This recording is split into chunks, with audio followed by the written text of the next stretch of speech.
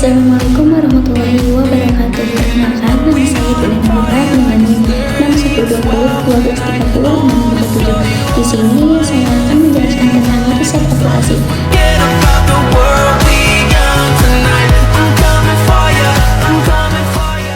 Adapun sejarah tentang riset operasi adalah perkembangan pada masa Perang Dunia II di Inggris dan Amerika Serikat. Istilah Operation Research pertama kali diperkenalkan oleh McCloskey dan Trefton 1940 di Bowes, Inggris. Digunakan untuk mengatasi keterbatasan sumber daya militer seperti senjata, pasukan, dan logistik. Setelah perang berakhir, metode ini diterapkan di dunia industri dan bisnis karena terbukti meningkatkan efisiensi kinerja. Nah, perkembangan riset operasi ini pada tahun 1950-an berkembangnya komputer mempercepat penerapan riset operasi, mulai diterapkan dalam bidang produksi, manajemen, dan pemerintahan. Muncul berbagai teknik seperti linear programming dan dynamic programming. Nah, adapun pengertian riset operasi itu adalah pendekatan sistem dan ilmiah untuk menentukan keputusan paling efisien dari berbagai alternatif. Nah, sedangkan definisi menurut para ahli dari Morse dan Kimball 1951, metode ilmiah yang membantu manajer mengambil keputusan berdasarkan data kuantitatif. Sedangkan dari George Hamann, Arkoff, dan Arnold 1957 menerapkan metode ilmiah untuk menemukan solusi optimal dari masalah operasional. Dan yang terakhir dari Hamdi A. Taha mendekatkan ilmiah dalam pengambilan keputusan untuk menentukan penggunaan terbaik sumber daya yang terbatas. Selanjutnya, apa sih kegunaan riset operasi itu sendiri? Nah, kegunaan riset operasi itu ada 4. Yang pertama, membantu mengembalikan keputusan secara optimal dengan mempertimbangkan keterbatasan sumber daya. Yang kedua, meningkatkan efisiensi dan efektivitas kerja sehingga waktu, tenaga, dan biaya lebih hemat. Yang ketiga, meningkatkan resiko dan mengoptimalkan hasil dalam bentuk keuntungan maupun produktivitas. Dan yang terakhir, yang keempat, adalah pengembangan berbagai disiplin ilmu lain seperti matematika, statistik, ekonomi, dan teknik. Nah, adapun fungsi riset operasi itu membantu perusahaan mengambil keputusan strategis berbasis data dan analisis ilmiah, bukan hanya ilustrasi. Sedangkan penerapan riset operasi itu ada beberapa bidang. Yang pertama, bidang akuntansi dan keuangan. Contohnya, menentukan kelayakan kredit, mengatur alokasi modal investasi, dan menugaskan tim audit secara efektif. Yang kedua, ada dalam bidang pemasaran. Contohnya, menentukan kombinasi produk terbaik sesuai permintaan pasar, mengalokasikan iklan di berbagai media, dan menentukan lokasi gudang untuk menekan biaya industri. Selanjutnya, dalam bidang produksi. Contohnya, menentukan bahan baku paling ekonomis, menyeimbangkan jalur perakitan, dan meningkatkan kualitas hasil dan manufaktur. Adapun model-model riset operasi itu sendiri, yang pertama ada linear programming atau LP, metode transportasi, metode penugasan, teori network atau CTM, dan pers. Dan yang terakhir ada teori keputusan. Nah, di sini ada prinsip dasar riset operasi menurut para ahli. Yang pertama ada pendekatan multidisiplin. Yang kedua ada teknik pemodelan matematis dan analitik.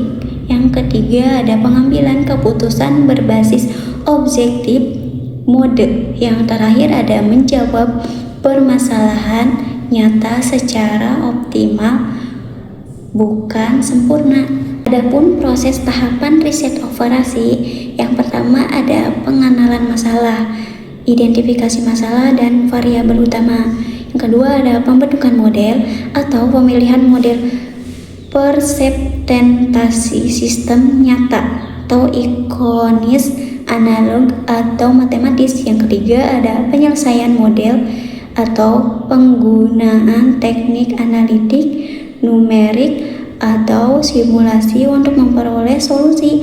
Yang keempat ada validasi model atau pengujian keabsahan model menggunakan data historis. Dan yang terakhir ada pelaksanaan hasil akhir atau implementasi solusi dan pemantauan hasil di dunia nyata.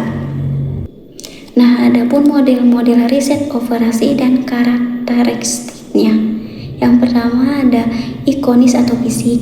Yang kedua ada model analog atau diagramatis. Yang ketiga ada model matematis atau simbolik.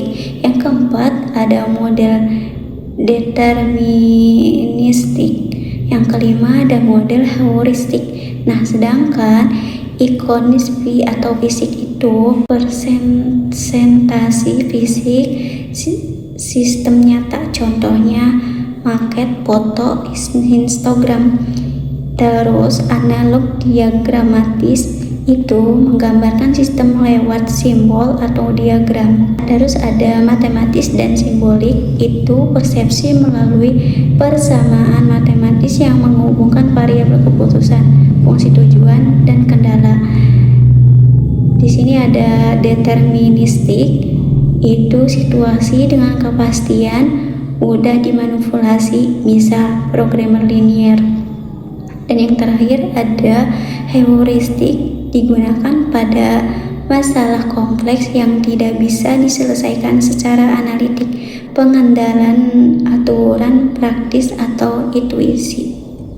Oke, baik. Tadi saya sudah menjelaskan tentang model-model pada riset operasi, dan di sini sekarang saya akan menjelaskan lebih mendalam tentang model-model tersebut.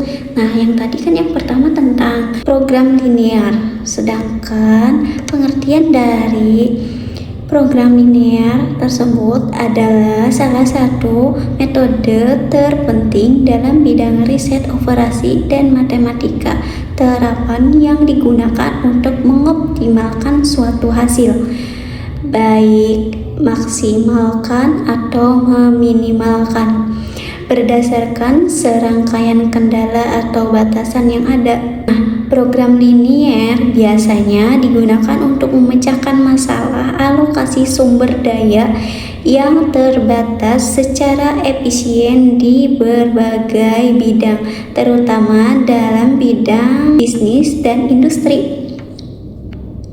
Program linear adalah alat matematika untuk menemukan keputusan terbaik atau optimal saat menghadapi keterbatasan atau kendala.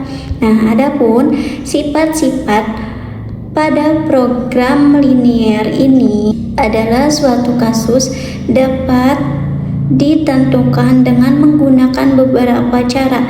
Secara statistik, kita dapat memeriksa kelinearan menggunakan grafik atau diagram pencar, ataupun menggunakan uji hipotesis. Secara teknis, linearitas dituju oleh adanya sifat proporsionalitas, aditivitas, divisibilitas, dan kepastian fungsi tujuan dan pembatasan. Sifat proporsional dipenuhi jika kontribusi setiap variabel pada fungsi tujuan atau penggunaan sumber daya yang membatasi proporsional terhadap level nilai variabel. Jika harga per unit produk misalnya adalah sama berapapun jumlah yang dibeli, maka sifat proporsional dipenuhi. Atau dengan kata lain, jika pembelian dalam jumlah besar mendapatkan diskon, maka sifat proporsional tidak dipenuhi. Jika menggunakan sumber daya per unitnya tergantung dari jumlah yang diproduksi, maka sifat proporsionalnya tidak dipenuhi. Nah, yang ketiga itu ada sifat aditivitas. mengasumsikan bahwa tidak ada bentuk perkalian silang di antara berbagai aktivitas, sehingga tidak akan ditemukan bentuk perkalian silang pada model. Sifat adiktivitas berlaku baik bagi fungsi tujuan maupun pembatas atau kendala. Sifat adiktivitas dipenuhi jika fungsi tujuan merupakan penambahan langsung kontribusi masing-masing variabel keputusan. Untuk fungsi kendala, sifat adiktivitas dipenuhi jika nilai kanan merupakan total penggunaan masing-masing variabel keputusan.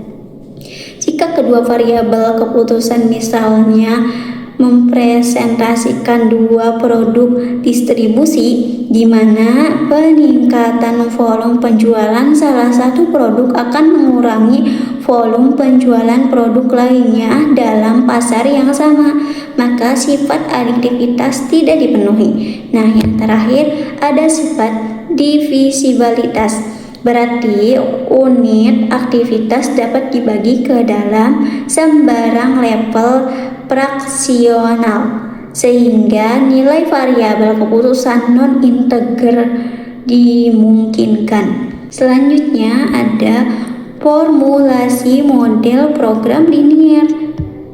Apa sih formulasi itu? Nah, formulasi ini adalah masalah keputusan yang sering dihadapi analisis adalah alokasi optimum sumber daya. Sumber daya dapat berupa uang, tenaga kerja, bahan mentah, kapasitas mesin, waktu, ruangan, atau teknologi. Tugas analisis adalah mencapai hasil terbaik dengan keterbatasan sumber daya itu. Setelah masalah diidentifikasikan, tujuan ditetapkan. Langkah selanjutnya adalah formulasi model matematika. Nah, adapun formulasi model matematika ini terbagi menjadi 3. Yang pertama ada tentukan variabel yang tidak diketahui dan dinyatakan dalam simbol. Yang kedua ada membentuk fungsi tujuan yang ditunjukkan sebagai suatu hubungan linier dan variabel keputusan. Dan yang ketiga ada menentukan semua kendala masalah tersebut dan mengekspresikannya dalam persamaan atau pertidaksamaan. Selanjutnya ada karakteristik masalah programmer linier.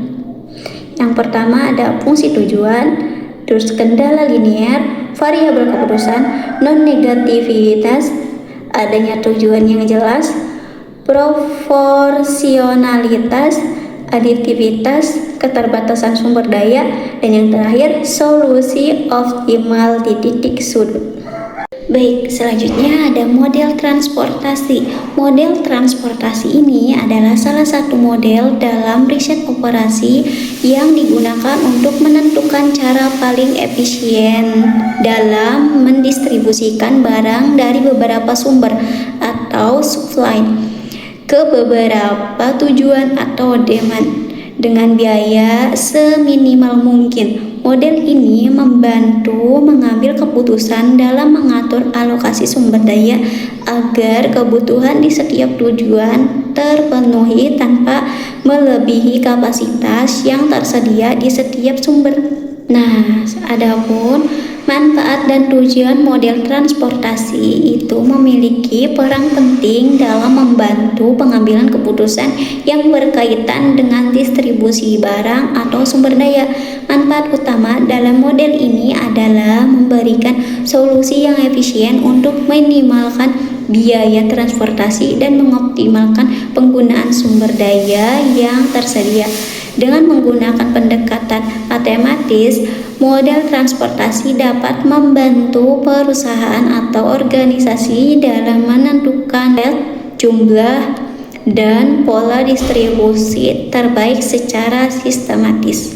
Nah, selanjutnya ciri-ciri masalah transportasi itu ada 6. Yang pertama ada sejumlah sumber, misalnya pabrik atau gudang. Yang kedua ada sejumlah tujuan, misalnya toko atau konsumen. Yang ketiga ada setiap sumber memiliki kapasitas tertentu atau jumlah barang yang bisa dikirim. Yang keempat ada setiap tujuan memiliki permintaan tertentu atau jumlah barang yang dibutuhkan.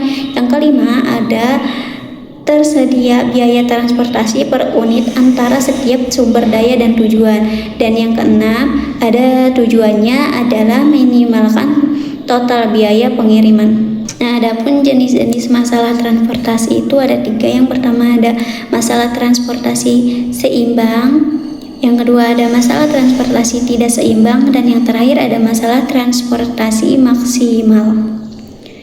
Dan yang terakhir ada metode penyelesaian atau solusi. Beberapa metode dalam riset operasi digunakan untuk mencari solusi optimal, yaitu metode awal, metode optimasi, dan penggunaan software.